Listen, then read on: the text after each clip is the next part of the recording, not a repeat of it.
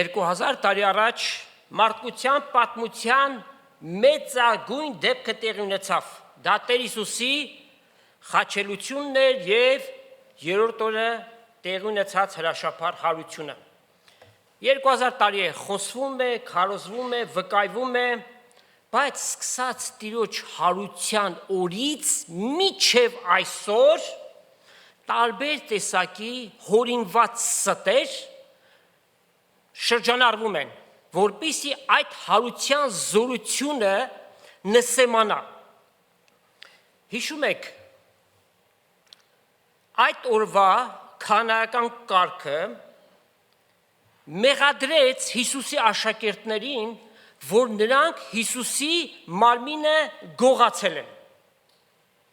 Մի պահ մենք պատկերացնենք այդ ամբողջ պատմությունը։ Հռոմեացիները պատասխանատու էին այդ գերեզմանի մեջ, որ Հիսուսի մարմինը դրվեց, հսկայական քարով փակվեց եւ սիլ եղավ, այսինքն կնքվեց։ Դուք պատկերացնում եք հռոմեացիների կնքածը որևէ մեկը հանդգնի բանալ այդ կնիքը։ Եվ այդ գերեզմանի մոտ էլ նաև պահապաններ դրվեց, բայց այդ սուտը շրջանառվեց մինչև այսօր այդ մասին պատմում է, որ նման բան տեղի չի ունեցել, ինչ հարություն, աշակերտները գնացին, մարմինը գողացան, ով գիտի որտեղ թաղեցին եւ ասեցին, որ հարություն է առել։ Մինչև անգամ այդ երևույթը ներկայացնում է որպես պատրանք, հիլուսինացիա, այլ բառով ասենք, զգայախաբություն, այսինքն իրենց աչքին երևաց դա,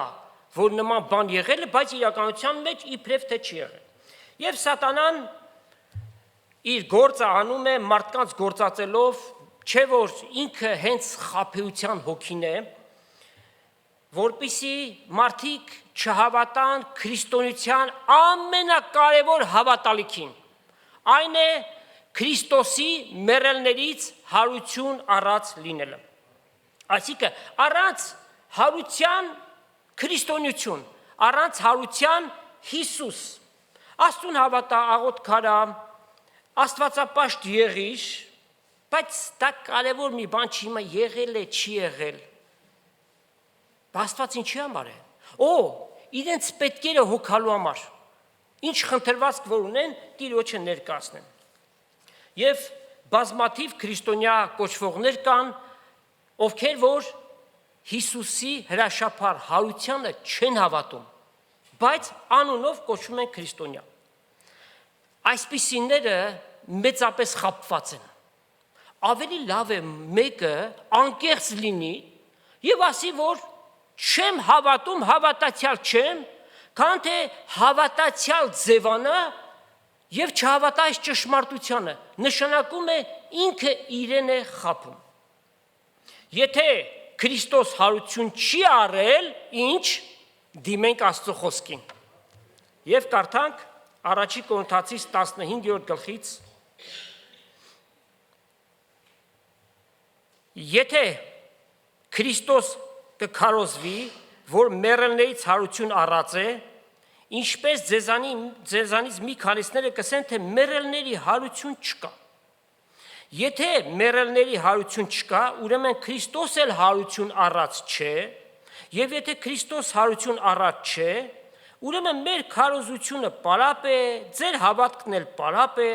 եւ մենք էլ Աստծո սուտ վկաները կլինենք, որտեղ Աստծո համար վկայություն տվինք, թե ինքը մեռելներից հարուցանեց Քրիստոսը։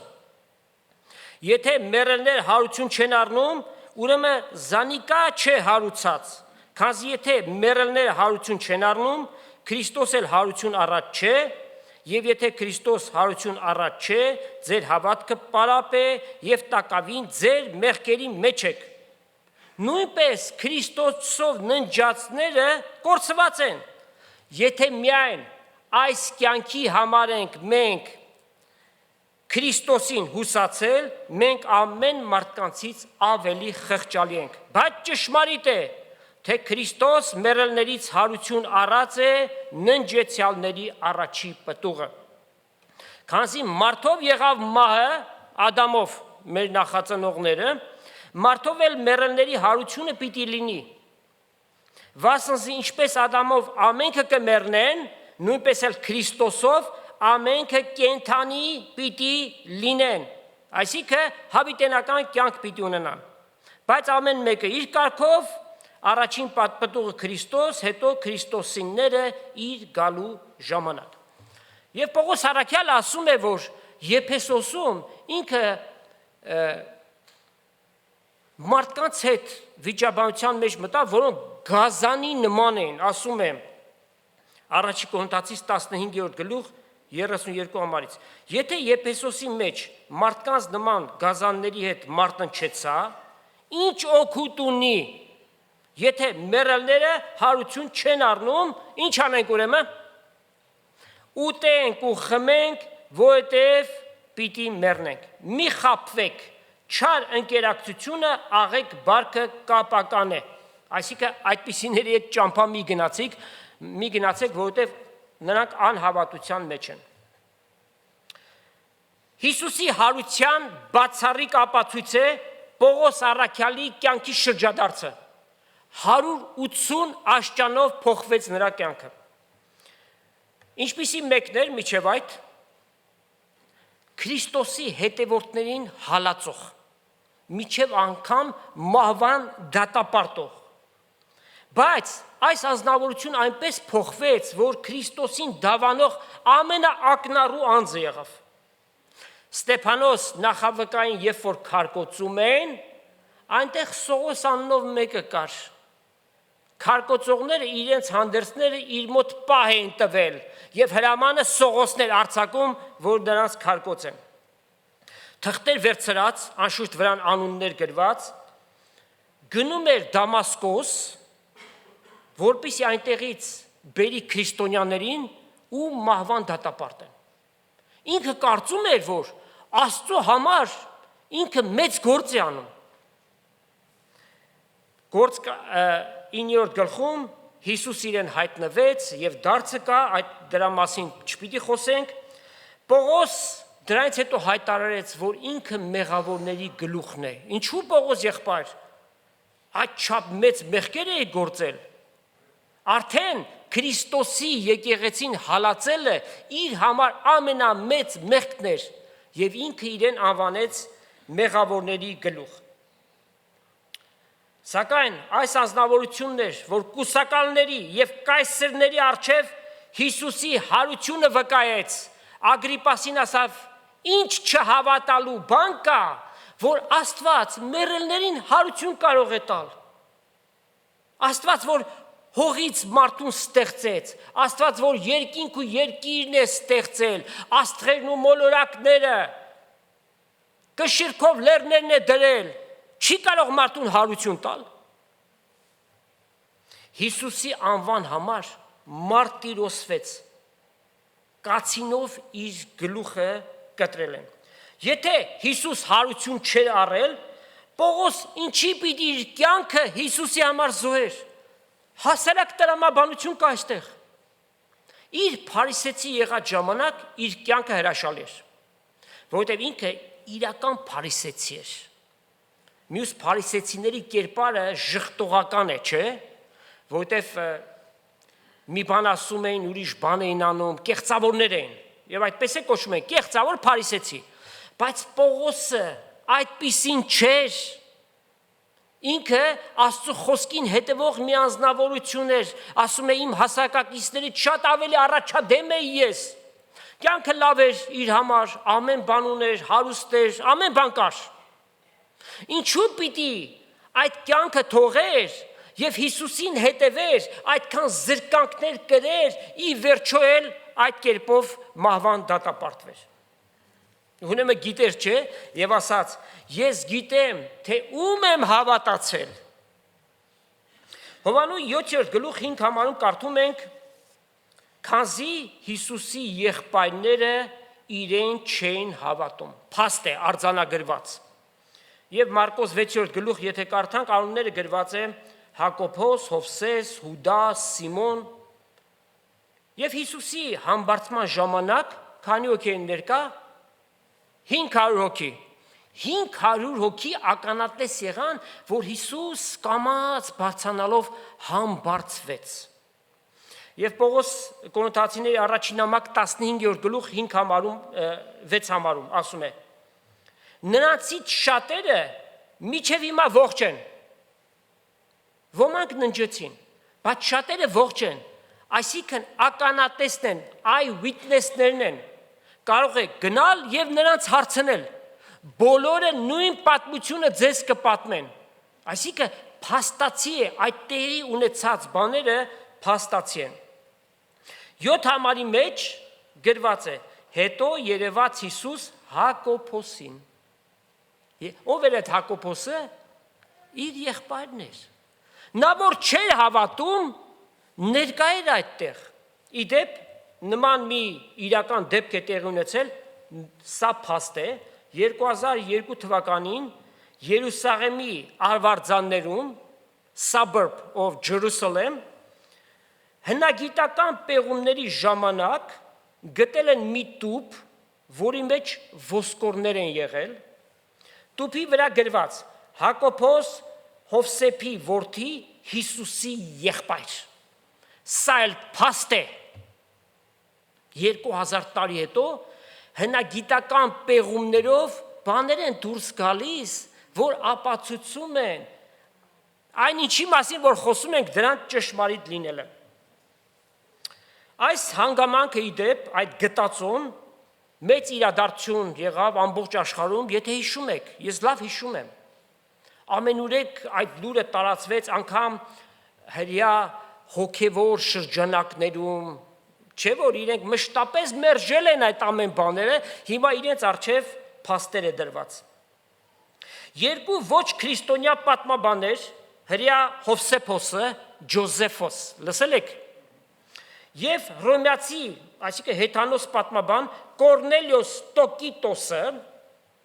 իրենց գրություններում հաստատում են, որ Հիսուսը Պոնտացի Պիղատոսի իշխանության տակ է խաչվել։ Եվ ոչ միայն այսքանը,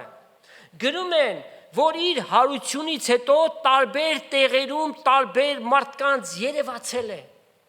Սա էլ Սուրբ գրքից դուրս վկայություններ են բերված, որոնք հաստատում են Սուրբ գրքի ճշմարիտ լինելը։ Անշուշտ հավատացյալներին փաստեր պետք չեն, պետք է ձեզ փաստեր, բայց ցավոք սրտի պիտի ասենք անհավատներին է փաստերը բավարար չեն,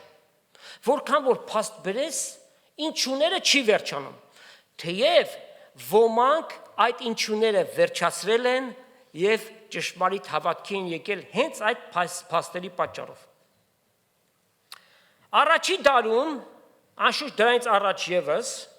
հրեական մշակույթում կնոջ վկայությունը որևէ ատյանում անընդունելի էր։ Կինը վկայություն տար, նրան չէին հավատում, սա փաստ է։ Իսլամի մեջ մինչև այսօր այդպես է։ Երկրորդ, երրորդ կարգի է կինը։ Հիսուսի հարության առաջի վկաները ովքեր եղան? Կանայք եղան։ Ինքնին ապացուցում է, որ Հիսուսի հարությունը ճշմարտություն է, այլապես եթե աշակերտներն էին այս պատմությունը ստեղծել, տղամարդկանց անուններ կգրեին, որպեսզի գլխացավանքի մեջ չընկնեն եւ հակառակորդների բերանը փակեն, բայց ինչպես կար, պատմությունը այդպես էլ գրվեց։ Հիսուս Քրիստոս կնոջը արժեք տվեց։ Հիսուս տղամարդու եւ կնոջ միջև հավասարություն դրեց, որպես Աստծո ստեղծագործությունը։ Փրկությունը հավասարապես թե տղամարդու համար է եւ թե կնոջ համար է։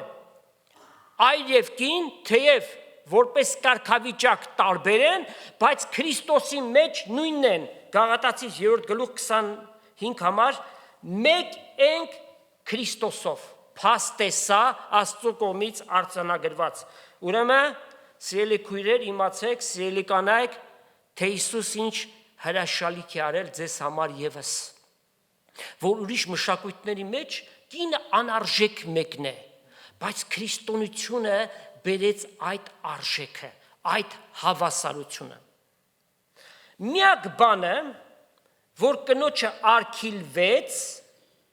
տղամարդու տեղը գրավելն է, որովհետև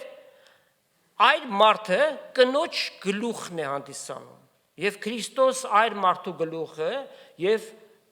Աստված Քրիստոսի գլուխը որպես աշճաններ ներկայացվեց սա, հետևաբար կինը, որ մարմին է ներկայացնում, գլխի տեղ չի կարող գրավել։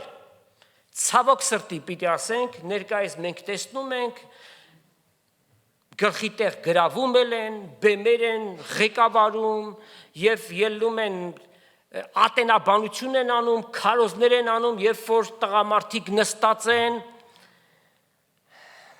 Հեզաբելյան հակառակության հոգին է սա։ Աստծո խոսքը շատ հստակ ձևով ասում է, առաջի Տիմոթեոս 2 գլուխ 11-12 համար եւ առաջի Կորինթացիս 14 գլուխ 34-35 համար, կնոջը թույլ չեմ տա եկեղեցու մեջ խոսի,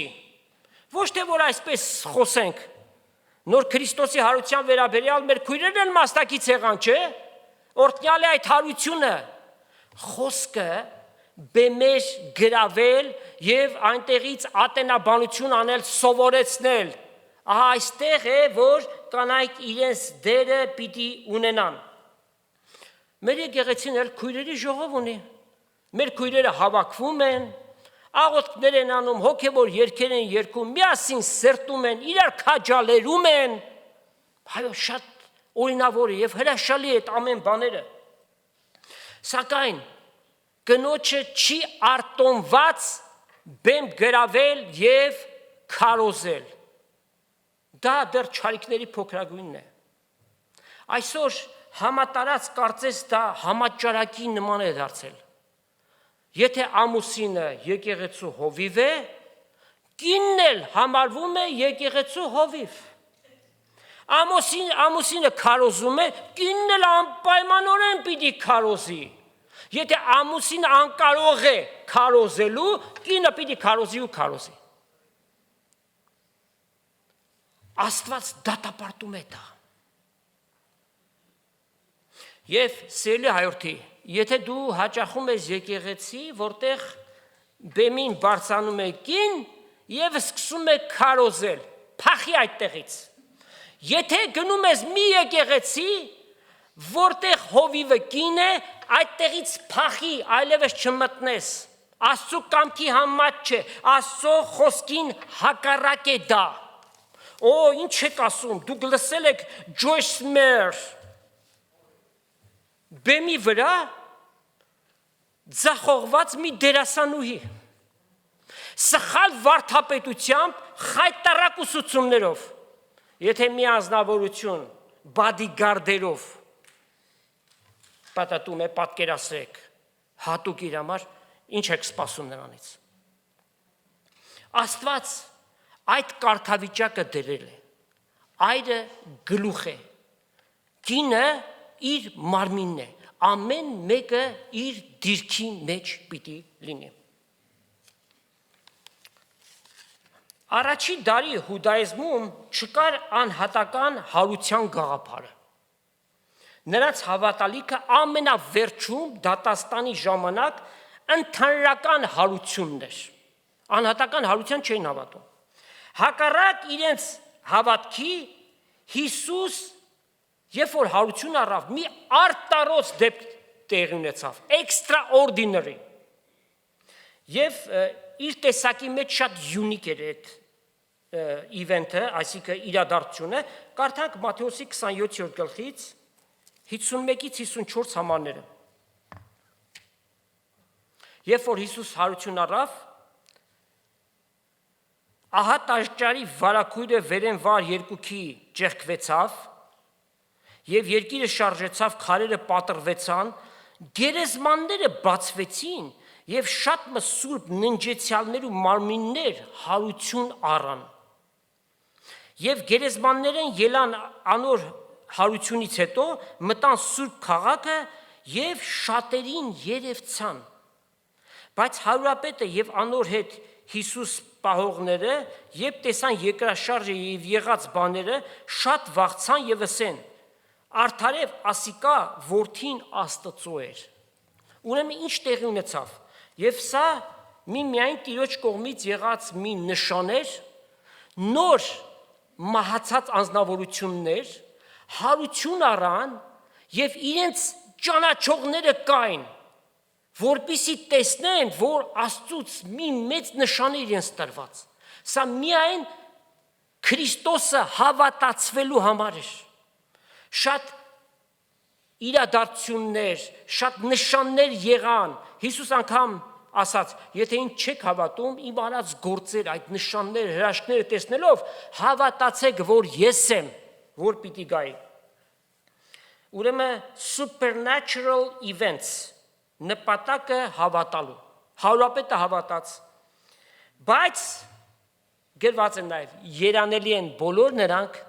ովքեր որ չեն տեսել ու հավատում են։ Տաճարի պատրված վարակույրը վերից վար պատրվեց։ Ով արավ, մարդիկ արին։ Աստված արավ այդ բանը։ Վերևից ներքև պատրվեց, մարդու ձեռք դպած չէր։ Դրա մեջ մեծ խորհուրդ կար։ Երկնային սրբարանի ճանապարհը բացվեց։ Այսինքն վարակույրի հետևում սրբություն սրբոցն էր։ Այդ կերպով Հիսուս երկնային սրբանի ճանապարհը բացեց մեզ համար։ Եվ մենք հիմա աղոթքով երկնային սրբանը մտնելու զորությունը ունենք, երբ որ դու Հիսուսի անունով եւ իր ուզածի նման աղոթք ես անում, այսինքն Սուրբ Հոգու ներգործությամբ, աղոթքով դու մտնում ես երկնային սրբարան։ Երկրաշարժ եղավ, միշտ էլ եղել են երկրաշարժեր, բայց գրված է քարերը պատրվեցին։ Հասկանալի է, որ եթե երկրաշարժ եղավ, հնարավոր է մի քանի քարեր, որ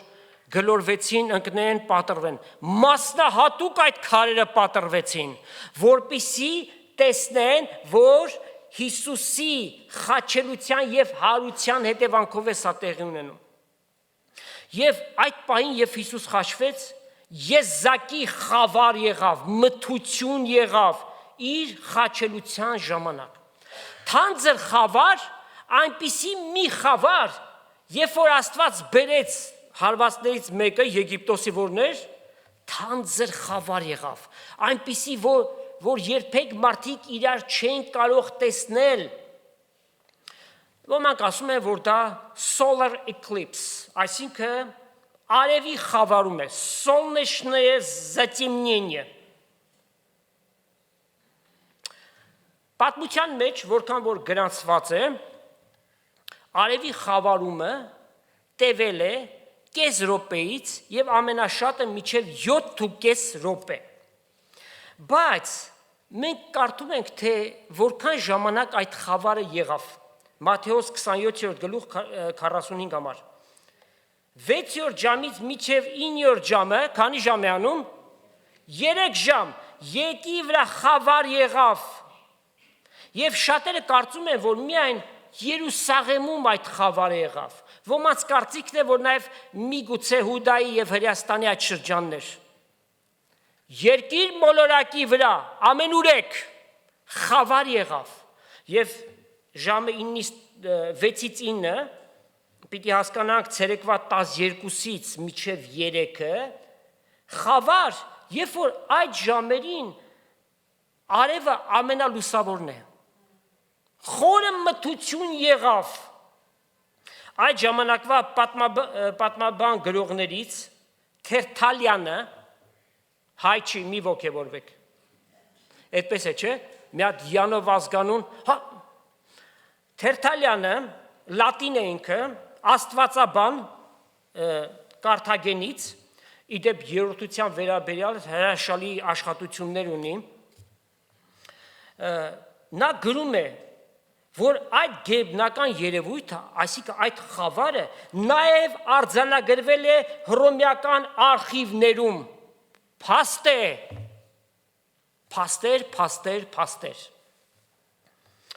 Ինչ էր խորհուրդը այդ մթության, որ հայրը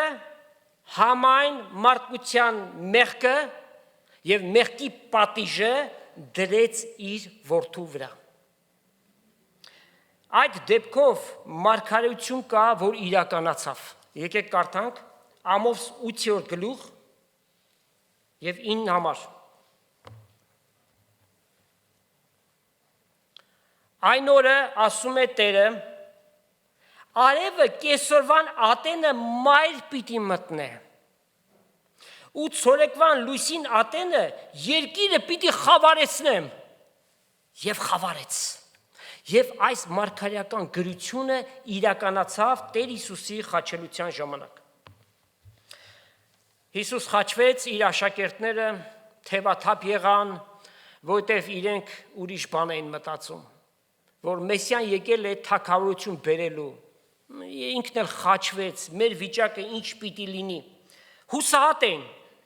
հակառակ այն բանի, որ Հիսուս իրենց բացահայտ հայտնել էր, որ ինքը պիտի խաչվի, հետո հարություն պիտի առնի։ Եկեք կարդանք Մարկոսի ավետարանից 8-րդ գլուխ 31 համարից։ Հիսուս սկսեց սովորեցնել իր աշակերտներին, որ պետք է որդին մարդու շատ չարթարանքներ կրե եւ երիցներից եւ քանապետներից ու դպիրներից մերժվի, ուշադրություն, սպանվի եւ 3 օր հետո հարություն առնի։ Հիսուս իր խաչելության եւ հարության վերաբերյալ մարգարեացավ։ Այս խոսքը հայտնի խոսեցավ, այսինքն բացահայտ ասավ իրենց։ Պետրոս մեկդի առավ զանիկա ու սկսավ հանդիմանել։ Հիսուս դարձավ եւ իր աշակերտներին նայելով հանդիմանեց Պետրոսը եւ ասավ. Ետից գնա սատանա, վասնզի դու Աստծո բաները չես մտածում, հապա մարդոնց բաները քավլիցի։ Պետրոսը սատանա չէր, բայց այն խորհուրդը, որ Պետրոս բերեց, թեև դրա մեջ իր սրտի դիրքը այն էր, որ իր վարդապետին ինքը պիտի պաշտպանի։ Եվ դա տեղի ունեցավ Գեթսեմանեում, եթե հիշում եք, սուրը քաշեց եւ մահկոկի ականջը կտրեց։ Ինչու է անում այդ բանը։ Հիսուս իրենց խոսել էր այդ մասին, սա բացահայտ էր այդ բանը։ Աշակերտները համենայն դեպս վախեցան եւ հասկանալի է, դա մարդկային վախն է, իրենց առաջնորդին խաչեցին, հերթը իրենց պիտի հասնի, հետևաբար իրենց հետ էլ այդպես պիտի վարվեն, ուստի Հովանու 20-րդ գլուխ 19 համարից։ Նույն օրը Մեկշաբթի իրիկունը, խաչելության օրը, Կիրիակի, Մեկշաբթի օրը, հարության օրը, աշակերտներուն հավաքված տեղին դռները փակ էին հրյաներից վախնելու համար։ Միգուցե մի քանի կողպենքով փակել են, որ չլինի, որ իրենց գան գտնեն, իրենց հետ էլ այդպես վարվեն, ինչպես որ առաջնորդի հետ վարվեցին։ Հրյաներից վախենալու համար Հիսուս եկավ եւ նրանց մեջտեղ կայնեցավ եւ ասավ անոնց. «Խաղաղություն ձեզ»։ Այս ասելով իր ձեռքերու եւ կողը ցույց տվեց նրանց։ Աշակերտներն էլ ուրախացան եւ Տիրոջը տեսան։ Հիսուս նորից ասավ. «Խաղաղություն ձեզ, ինչպես հայրը զիս ղրկեց, ես էլ ձեզ կղրկեմ», այսինքն դուք դեր գործ ունեք անելու։ Հարության ժամանակ իրենց ղրկեց եւ ինչ ասաց, որ իր անունով մեղքերի թողություն եւ ապաշխարություն պիտի քարոզվի։ Գնացեք ամբողջ աշխարհ եւ ավետարանեցեք, հավատացողներին աշակերտեցեք Հոր, Որդու եւ Սուրբ Հոգու անունով։ Ու ինչպես եղավ, որ այս վախեցած աշակերտները դարձան Հիսուսի զորավոր վկաները։ Նրա հարության վկաներ եղան։ Հիսուսի հարության զորությունը նրանց տվեց այդ զորությունը։ Նաև Պենտեկոստի օրը, երբ որ Սուրբ Հոգով լեցվեցին, արդեն իրենք պատրաստ են Տիրոջ համար թե գործելու եւ թե նաեւ զոհվելու։ Եթե աշակերտներն էին պահել Հիսուսի մարմինը, որ 2000 տարի է այդպես այդ սուտը տարածվում է, աշակերտները ինչու պիտի մարտիրոսվեին Հիսուսի համար։ Եթե իրենք մարմինը տարել էին, իրենք գիտեն, որ սուտ է այդ պատմությունը, չէ՞։ Ամեն մեկը իր կյանքին կգնար։ Ինչու Հիսուսի համար զոհվեցին։ Այդ նույն Պետրոս առաքյալը գլխի վայր խաչվեց, ասաց ես արժանի չեմ իմ Տիրոջ նման խաչվելու, որին որ սրախողող արեցին, բոլորին սպառնեցին, միակը Հովհաննես առաքյալն էր, որ իր մահով մահացավ։ Ուրեմն փաստեր եւ փաստեր։ Ոչ միայն պատմական են այս ամենը, նաեւ տրամաբանական են։ Եվ այս փաստերը ստիպում են Քրիստոսի հակառակորդներին, որպիսի ձայները կտրեն։ Անգլերենով ինչ կասվի։ Shut your mouth up։ Ձայնդ կտրի, որովհետև չես հասկանում, հավատք էլ չունես։ Հիսուսի հարության մեծագույն փաստ ասեք։ Դատարկ գերեզմանը։ Մինչև այսօր այն գերեզմանը, որ Հովսեփ արամատացուն էր պատկանում եւ այնտեղ դեռ որևէ մեկը չէր դրված, Հիսուսի մարմինը այնտեղ դրվեց։ Բայց երբ որ քարը մեկդի արվեց, ինչ ասաց հրեշտակը, այստեղ չէ նա։ Հարություն է առե։ Երկիր մոլորակի վրա ապրած բոլոր մարդկության մեջ միակ գերեզմանն է, որ դատարկ է եւ միջև այսօր դատարկ է։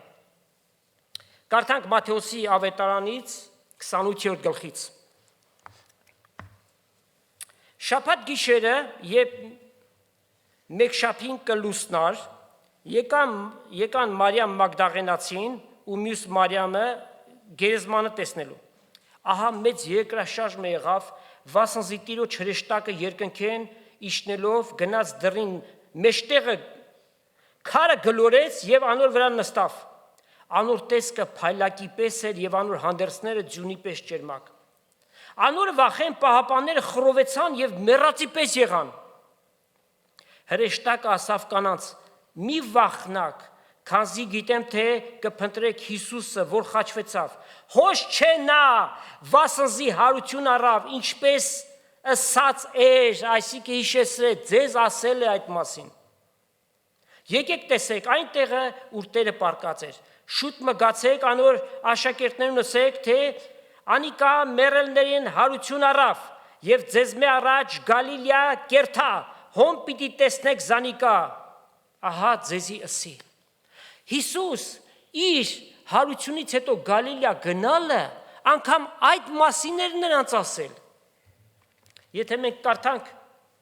Մատթեոս 26-րդ գլխի 30 համարից,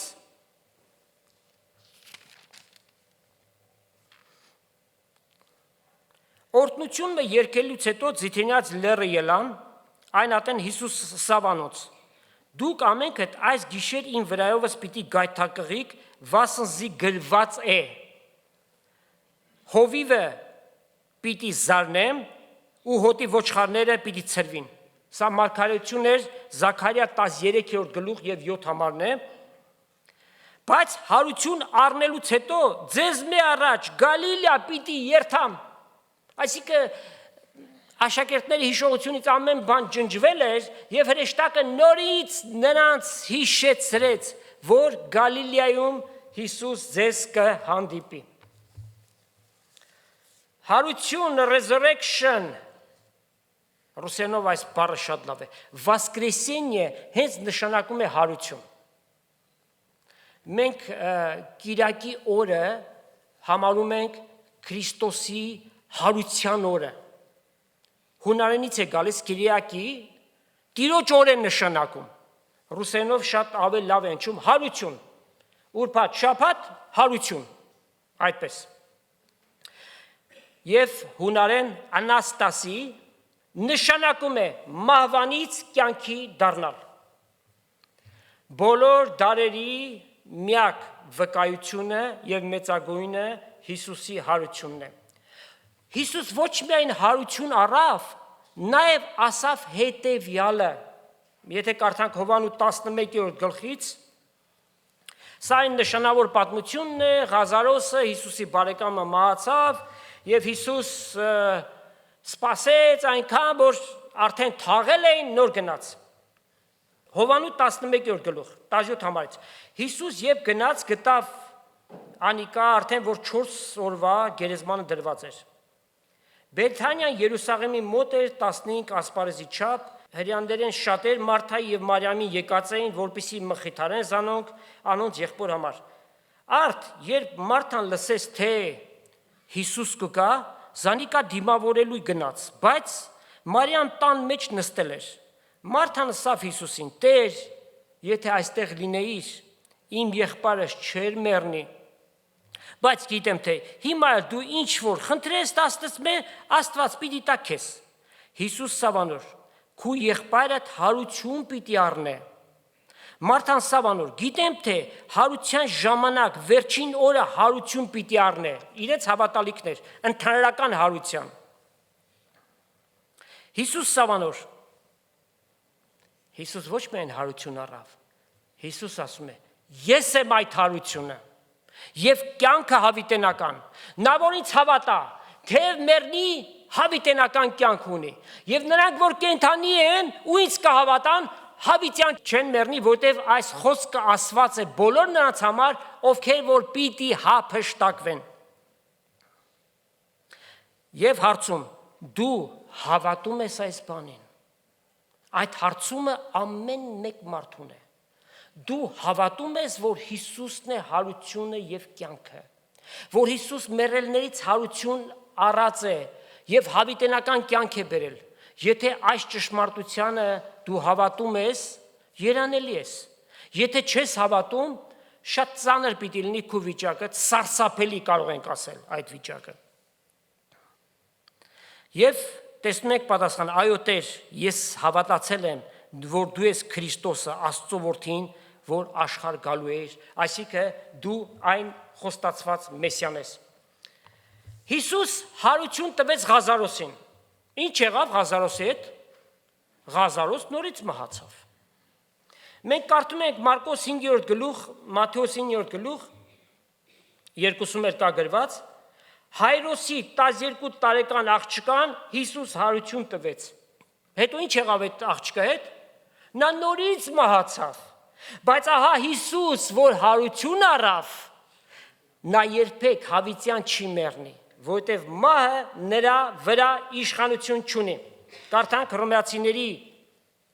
6-րդ գլուխ 8-9 համարները։ Արդ եթե մենք Քրիստոսի հետ մեռանք, հավատանք թե նրա հետ պիտի ապրինքալ։ Քանզի գիտենք թե Քրիստոս մեռելներից հարություն առած լինելով, նորից չի մեռնի, այլ մահը նրա վրա իշխանություն չունի։ Հիսուս մահվանը հաղթել է։ Հիսուս ինքը մահվան վրա իշխանություն ունի։ Հիսուս խորտակեց մահը։ Եվ մենք վստահաբար կարող ենք ասել. Ուր է ով մահ քո խայթոցը։ Ուր է ով գերեզման քո հաղթությունդ։ Այսինքն գերեզմանի մեջ գնացողը փթող մարմինն է, ուրիշ բան չէ։ Մահվան խայթոցը մեղքն է, որովհետև մեղքն է, որ մարդուն այդ վիճակի մեջ դրեց, որ մարդիկ մեռնում են։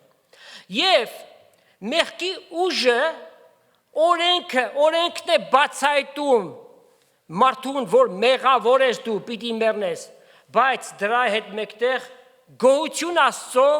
որ մեզ հաղթություն կտա Տեր Հիսուս Քրիստոսի ձեռքով։ Այստեղ մի փոքր բացատրություն պիտի տանք։ Ի պատասխան ոմանց, որ այդ հարցումը տալիս են։ Սա չի նշանակում, որ մարդը չի մահանալու։ Մահը մարմնի կորուստն է միայն, բայց մարդ արարածը միայն մարմին չէ, մարդ արարածը ինքնություն ունի, իր եսը կա, իր անձը, իր հոգին, սրանք միասնական են, երբեք անբաժան չեն։ Այսինքն մարդու անձը հավիտյան մնալու է, իր հիշողությունը, մտածելու կարողությունը, ամեն բան։ Եվ գրված է, որ բոլոր մարդիկ հարություն պիտի առնեն։ Հիսուսին Տեր եւ Փրկիչ ունեցողները հավիտենական կյանքի համար, նրանք ովքեր որ առանց Հիսուսի են այս աշխարհը լքում, հավիտենական դատապարտության համար։ Ոչնչացում չկա։ Մարդ արարածը հավիտենական էակ է։ Եվ այդ դատապարտությունը սարսափելի է։ Նախ մարդիկ ցավոք սրտի եւ լայն է այդ ճամփան, որով շատեր գնում են, ինչպես Տեր Հիսուս բացատրեց, եւ գնում են դեպի հավիտենական դժոխքը։ Պիտի գա մի ժամանակ, որ դժոխքի մեջ եղածներն էլ պիտի գցվեն ծծումբով այրված կրակի լճի մեջ, ու հավիտյանս հավիտենից այդ տանջանքը պիտի լինի եւ երբեք ազատող չկա։ Հիսուս ավելի շատ դժոխքի մասին խոսեց, ներկայացրեց այն որպես իրական տեղ,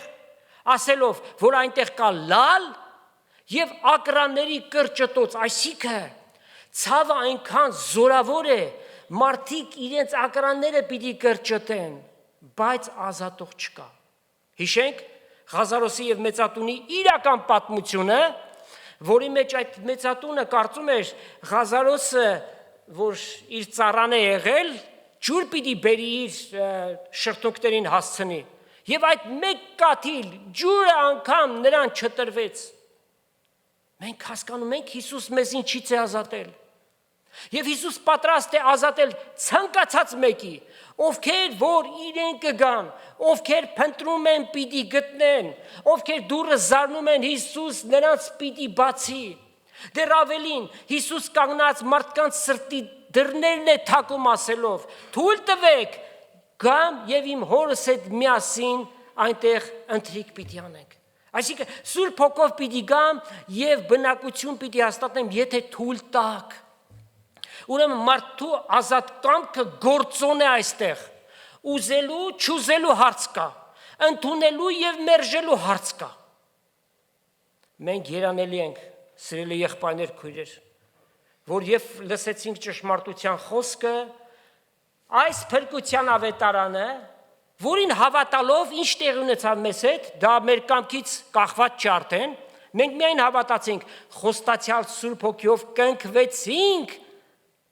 հավիտենապես Աստծուն պատկանելու սկզբունքով, փառք Տիրոջը։ Ուրեմն ծծումբով այրված կրակի լիճը իրողություն է, դժոխքը իրողություն է։ Ոմանք ասում են, վախենալու բաներ եք ասում։ Այո,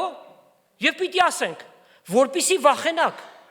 որպիսի քայլ անեք։ Մենք մարդկանց գլխի տակ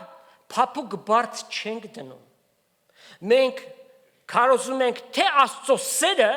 եւ թե նաեւ Աստված արդար է։ Եթե դու մերժում ես Աստծո սերը, Աստծուն ուրիշ ոչինչ չի մնում, այլ միայն արդար դատաստան տեսնել, որտեվ Հիսուսին մերժելով դու նրա թանկագին սուրբ արյունը ոտնակոխ ես անում։ Քո ստեղծիչը քեզ համար զոհվել է եւ դու ասում ես չեմ ուզում այդ բանը։ Ուրեմն հետևանքը պիտի լինի հավիտենական դատապարտություն։ Ինչ է պետք անել։ Մեկ վայրկյան շուտ ապաշխարել Հիսուսին հրավիրի քո կյանքիդ մեջ, ընդունի որպես քո Տերդ եւ Փրկիչդ։ Ուրեմն բոլոր մարդիկ հարություն պիտի առնեն, բոլորը անխտիր։ Այդպես կարդում ենք Հովանու ավետարանում 5-րդ գլուխ 25 համարից։ Ճշմարիտ կասեմ ձեզի, թե ժամանակ պիտի գա եւ հիմա է, երբ մեռելները պիտի լսեն Աստծո որդու ձայնը եւ անոնք որ կլսեն պիտի ապրին, նրանք ովքեր լսում են, հավատում են, ընդունում են, վերստին ծնունդ են ունենում, Աստված նրանց կյանք է տալիս։ Վասնզի ինչպես հայրը իր անձի մեջ կյանք ունի, այնպես էլ որդուն տվավ, որ իր անձի մեջ կյանք ունենա։ Եվ դատաստան անելու իշխանությունը տրվել է Հիսուսին, որպեսզի բոլորը նրան պատվեն, քանզի անիկա որդի մարդու է։ Սրա վրա մի զարմացեք, վասնզի ժամանակ պիտի գա, երբ բոլոր գերեզմանի մեջ եղողները անոր ձայնը պիտի լսեն։ Ինչպես ենք հասկանում սա։ Արդյոք մարդը մի քանի հազար տարի կամ մի քանի 100 տարի գերեզմանի մեջ պարկած պիտի մնա, այդ փտած մարմինը պիտի հարություն առնի, քավ լիցի։ Սա ներկայացնում է այն կերպը, որտեղ որ մահացել է, այնտեղից հարություն պիտի առնի։ Մենք գիտենք, որ բազմաթիվ, անթիվ, անհամար փրկվածներ կան, որոնք երրորդ երկնքում են, նրանք հարության օրը, որտեղ որ մահացան, որտեղ որ նրանց մարմինը դրվեց, այնտեղից հարություն պիտի առնեն։ Եվ վերջը նրանք, որ ողջ մնացած են, մեկ ակնթարթի մեջ պիտի հափշտակվեն Տիրոջ առջև ելնելու։ Ու դուրս պիտի գան, անոնք, որ բարի գործել են, միթե բարի գործելով մեկը կարող է փրկվել։ Երբեք։ Դուք շնորհքով փրկված եք հավատքի միջոցով եւ այդ շնորհքը ձեզանից չէ, այլ Աստծո ձրի պարգևն է, ոչ թե գործերից, որ մեկը չպարծենա, որ ես գործեր արեցի, հետևաբար Աստված ինձ անպայմանորեն պիտի փրկի։ Այստեղ գրված բարի գործեր նշանակում է բարին ընդունել։ Եվ գրված է, մեկից զատ բարի չկա, որը Աստված Տեր Հիսուս ինքը ասավ։ Եվ նրանք, որ չար են գործել, դատապարտության հարության համար, ուրեմն երկու հարություն կա, կյանքի հարության համար, ովքեր Քրիստոսով են ննջե, եւ դատապարտության հարության համար, ովքեր որ առանց Հիսուսի են այս աշխարհից հեռացել։ Եվ այս երկու հարությունները տարբեր են, սրանց մեջ 1007 տարվա տարբերություն կա։ Նախ պիտի տեղի ունենա առաջի հարությունը Քրիստոսի ատյանի առջև, որից հետո երկնքում գառնուկի կոչունքը 7 տարվա, երկրի վրա մեծ նեղության շրջանը, որից հետո հազարամյա թագավորություն երկրի վրա Քրիստոս իր մարմինը կազմող եկեղեցու հետ միասին, եւ հազարամյայի վերջում ջերմակ աթոռի դատաստանը, որին պիտի ներկանան բոլոր անհավատները եւ իրենց գործերի համեմատ պիտի կրեն այն պատիժը, որ նրանց համար Տերը պիտի սահմանի եւ սարսափելի է։ Երբեք չենք ուզի մեկ այնտեղ գնա։ Մանավանդ մեր հայրենիների համար, Հայաստան աշխարհի եւ այլուր ապրող մեր հայրենակիցների համար մշտապես աղոթում ենք, որ Աստված այցելություն անի, նրանց քարացած սրտերը փշրի, որ չկոչվեն միայն քրիստոնյա անունով անվանական, այլ ճշմարտապես Քրիստոսը իրենց սրտերի մեջ կրող հավատացյալներին։ Տերը թող իմաստություն տա, որպեսզի այս քայլը անեն։ Եվ հիմա հարցումը սա է. ուրեմն առաջի հարությունը Քրիստոսյատյան գործերի քննություն, այդտեղ փրկվել չփրկվելու հարց չկա, գործերի քննություն, վարձքի եւ պսակների ընդունում, որոնք ի վերջո Տեր Հիսուսի ոտքերի առջև պիտի դրվեն, ասելով՝ միայն դու ես արժանի այս ամենին, մենք անպիտան ծառաներ ենք։ Եվ նաեւ երկրորդ հարությունը դատաստանի համար է եւ այնտեղ պիտի որոշվի տանջանքի չափը եւ սա սարսափելի։ Հիմա սիրելի հայրենի, հարցումը քեզ է. դու որ հարության մեջ բաժին ունես։ Եթե Քրիստոսով հարություն է, առաջի հարությունը երանելի ես։ Եթե չունես այդ հարությունը, կարող ես ունենալ։ Մեկ քայլ, մեկ որոշում։ Աստված հրճակում է, բոլոր մարդիկ մեղավոր են, Աստծո փառքից ընկած են։ Եթե մեղավոր ենք, մահվան ենթակա ենք, ոչ միայն մարմնով մահվան, այլ նաև երկրորդ սարսափելի մահը հոգևոր մահն է։ Բայց Հիսուս փրկիչը եկել է, եւ նա ուզում է, որ քեզ փրկի, միայն քո համաձայնությունը դե պետք։ Հավատա այս ճշմարտությանը։ Հիսուսին կանչի քո կյանքիդ մեջ, խոստովանի քո մեղքերդ Եվ Տերը այցելություն պիտի անի, եւ ինչպես հազարավոր եւ միլիոնավոր փրկված հավատացյալներ ճաշակել են Քրիստոսի քաղցրությունը եւ գիտեն այդ ճշմարտությունը, որտեղից են գալիս, որտեղ են գտնվում եւ մեր վերջնական տեղը որտեղ է։ Արա այդ քայլը եւ Տերը քեզ մեծապես պիտի օրհնի։ Իսկ մենք մեր կյանքի բոլոր օրերի մեջ պիտի ցնցանք եւ ուրախանանք, ասելով Քրիստոս հարյավ իմ մեռելոց օրհնյալ է հարությունը Քրիստոսի։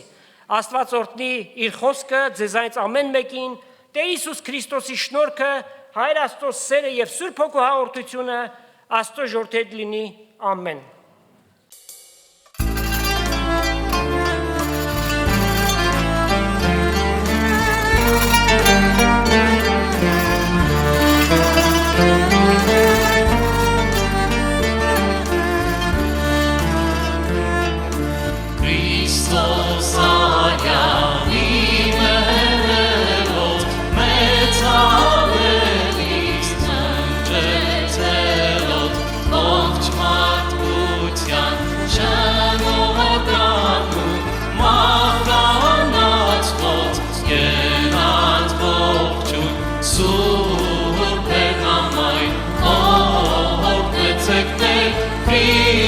Christos hayam, yeres manen. Christos hayam, yeres manen. Christos hayam, dajot everdat, bertavive,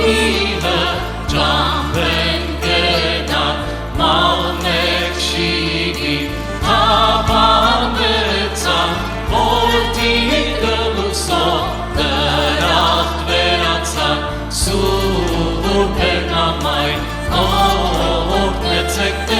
Christos hayam, yeres manen. Christos hayam, yeres